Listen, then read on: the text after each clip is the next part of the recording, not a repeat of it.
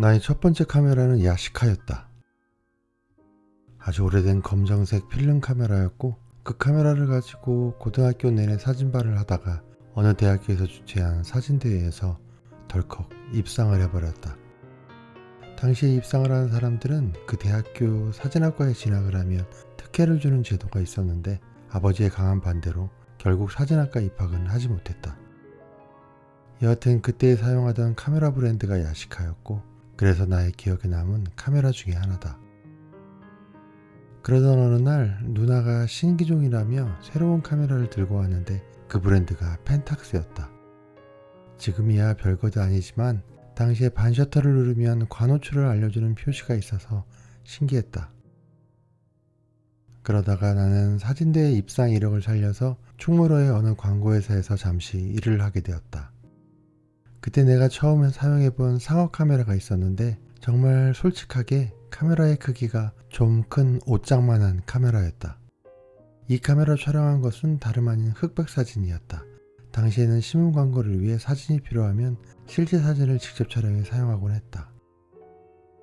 약간의 TMI로 당시 광고회사에는 고발이 기술자가 있었는데 지금의 포토샵이나 일러스트 같은 작업을 직접 필름을 잘라 만드는 사람이었다.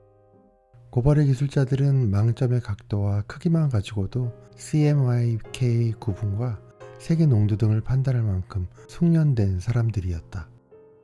그러던 어느 날 일본에 출장을 갔던 사장님이 돌아오셔서 새로운 신기술을 봤다고 직원들에게 소개한 것이 있었는데 그것이 바로 포토샵이었다. 그로부터 얼마 후 정말 거짓말처럼 충무로의 모든 고발이사들이 포토샵으로 대체되었다. 내가 처음 본 기술이 인간을 대체하던 순간이었다. 그렇게 광고회사를 떠나고 한참이 지났다. 어느덧 시대는 사진보다 영상이 메인인 세상이 되었다. 내가 처음으로 사용했던 영상 카메라는 소니의 VX2000이라는 3LCD 핸디캠이었다.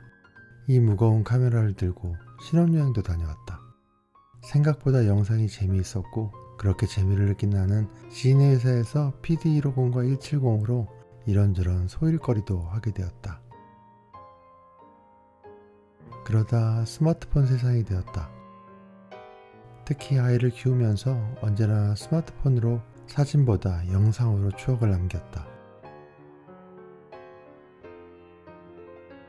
그리고 또 시간이 지나 다니던 회사를 나와 나의 회사를 만들었다.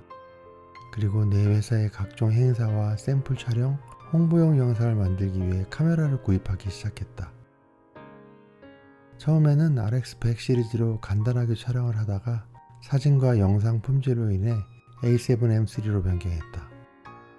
렌즈도 2470 렌즈 하나로 충분했었는데 어느덧 상황에 따라 다양한 렌즈를 구매하게 되었다. 직원이 여러 명으로 늘어나고 장소 스케치와 같은 업무도 하다 보니 출장 직원을 위해 GV1 시리즈도 구입하게 되고 영상보다 사진 위주로 A6400 같은 크롭바디도 구매하게 되었다. 그리고 이곳은 미국이고 나는 폐업을 했고 카메라만 남았다. 그 카메라로 유튜브를 시작했다.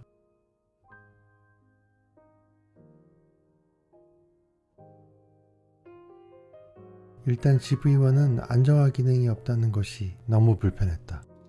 A6400 역시 안정화가 없고 KJ1810까지 장착하면 들고 다니기에 너무 무거웠다. 그리고 의외로 제일 불편한 것은 매번 새로 리셋이 되는 파일 넘버링 방식이었다. 소니에 메일까지 보냈는데 결국 불가능하다는 답변만 받았다. 그리고 역시 화각에서 느껴지는 크롭의 한계 그런 것들 불편했다. 그러다 보니 오히려 아이폰을 더 자주 사용하게 되었고 카메라들은 점점 더 사용 빈도가 적어지기 시작했다. 폰도 좋지만 렌즈가 주는 그 심도를 담을 수 없다는 것이 아쉬웠다. 그래서 이번에 카메라들을 중고로 판매하기 시작했다. 중고들을 다 처분하고 나면 조금 새롭게 나를 위한 카메라를 준비해 봐야겠다. 그렇게 집중할 그 무엇인가를 찾고 있는 요즘이다. 일단 나를 위한 카메라를 하나 찾아봐야겠다. 시청해주셔서 감사합니다.